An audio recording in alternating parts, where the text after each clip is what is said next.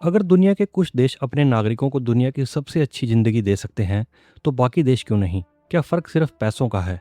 नहीं। क्या फ़र्क सिर्फ सरकारों का है? नहीं। तो आखिर फ़र्क है कहाँ? आइए आज इसी सवाल का जवाब ढूंढते हैं। लेकिन इस सवाल का जवाब ढूंढने से पहले एक और सवाल पूछते हैं। आखिर एक अच्छी ज़िंदगी होती कैसी है? क्या सिर्फ ऊंची ऊंची इमारतें? क्या सिर्फ बड़ी बड़ी कंपनियां? या सिर्फ ज़्यादा पैसा? शायद नहीं।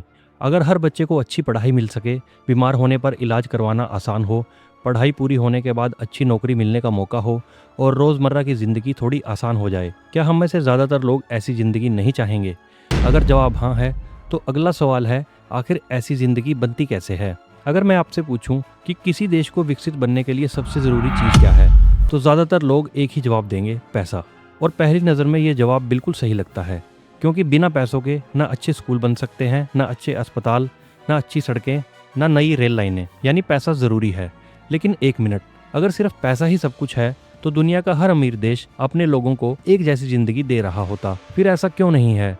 शायद इसलिए क्योंकि फर्क सिर्फ इस बात से नहीं पड़ता कि किसी देश के पास कितना पैसा है। फर्क इस बात से पड़ता है कि उस पैसे को कहाँ और कैसे खर्च किया जाता है। लेकिन इतना पैसा आता कहाँ से है?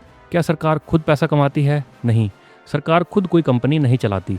उसकी ज़्यादातर कमाई लोगों और बिजनेस से आने वाले टैक्स से होती है।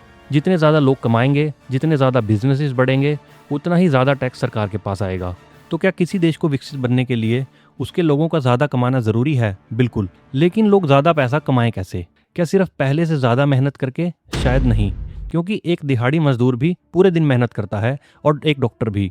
दोनों मेहनत करते हैं, लेकिन दोनों की कमाई एक जैसी नहीं होती। तो फ़र्क कहाँ है? फ़र्क सिर्फ मेहनत में नहीं होता। फ़र्क सिर्फ इस बात से भी पड़ता है कि आपके काम की कीमत कितनी है।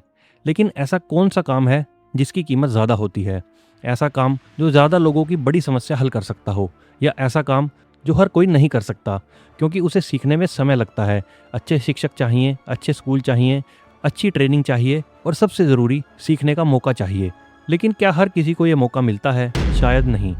अगर किसी बच्चे को अच्छी पढ़ाई ना मिले, तो क्या उसके पास डॉक्टर, इंजीनियर, वैज्ञानिक या बिजनेसमैन बनने का वही मौका होगा जो किसी अच्छे स्कूल में पढ़ने वाले बच्चे के पास है? शायद नहीं। और अब बात सिर्फ पढ़ाई की नहीं है। अगर घर में किसी को अचानक हार्ट अटैक आ जाए और इलाज के लिए पूरे परिवार को कर्ज लेना पड़े, तो क्या वो परिवार आगे बढ़ पाएगा? शायद नहीं। अगर किसान की फसल खेत से मंडी तक पहुंचने में ही खराब हो जाए, तो क्या उसकी मेहनत का पूरा फल उसे मिलेगा? शायद नहीं। अगर किसी देश में कानून सबके लिए एक जैसा काम ना करे और कुछ लोगों के लिए इंसाफ पाना दूसरों से काफ़ी ज़्यादा मुश्किल हो जाए, तो क्या हर किसी को आगे बढ़ने का बराबर मौका मिलेगा? शायद नहीं। अब इन सभी बातों पर एक बार फिर नज़र डालिए। अच्छी पढ़ाई, अच्छा इलाज, अच्छी सड़कें, निष्पक्ष कानून, इनमें से कोई भी चीज़ अकेले किसी देश को विकसित नहीं बनाती। जब एक देश दशकों तक बार बार सही फैसले लेता है और उन फैसलों पर लगातार काम करता है, तब धीरे धीरे उसके लोगों की ज़िंदगी बदलने लगती है। लेकिन अगर हमें पता है कि क्या करना है, तो फिर हर देश ऐसा क्यों नहीं कर पाता? यही इस पूरी कहानी का सबसे मुश्किल सवाल है। तो जिम्मेदारी किसकी है? अगर हमें पता है कि क्या करना है, तो फिर हर देश ऐसा क्यों नहीं कर पाता? क्योंकि कोई भी देश रातों रात विकसित नहीं बनता। वो दशकों तक सही फैसले लेने और उन फैसलों पर लगातार काम करने से बनता है। लेकिन सही फैसले कौन से? ऐसे फैसले जिनसे लोगों को आगे बढ़ने का बेहतर मौका मिले।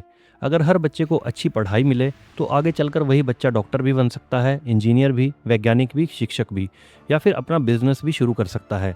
अगर लोगों को समय पर अच्छा इलाज मिले, तो वो ज़्यादा स्वस्थ रहेंगे, ज़्यादा काम कर पाएंगे और ज़्यादा कमा पाएंगे।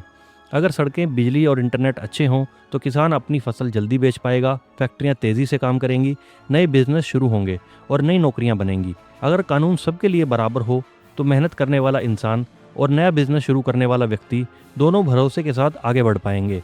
यानी कोई भी देश एक फैसले से विकसित नहीं बनता, वो लाखों छोटे छोटे सही फैसले से बनता है, जो दशकों तक लगातार किए जाते हैं। लेकिन ये फैसले लेगा कौन? सिर्फ सरकार? शायद नहीं। सिर्फ जनता? ये भी नहीं। सरकार की जिम्मेदारी है कि हर नागरिक को आगे बढ़ने का निष्पक्ष मौका मिले।